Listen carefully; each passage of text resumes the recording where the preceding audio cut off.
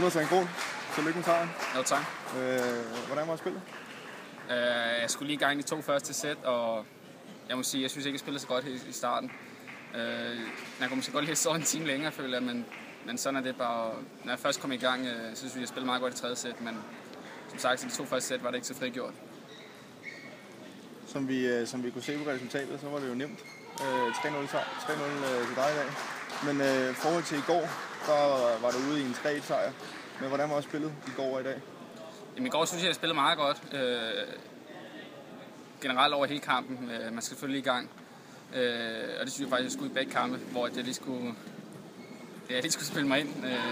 Men når først jeg spiller mig ind i begge kampe, synes jeg spiller fint nok. Men ja, i starten der skal man lige i gang.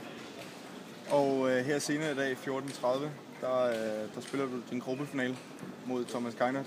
Hvad har du at sige til den kamp? Jamen, det bliver en svær kamp. Jeg har aldrig spillet mod ham før. Men jeg kender ham lidt, og hvis han rammer kuglen, kan han spille helt fantastisk. Det har jeg set flere gange.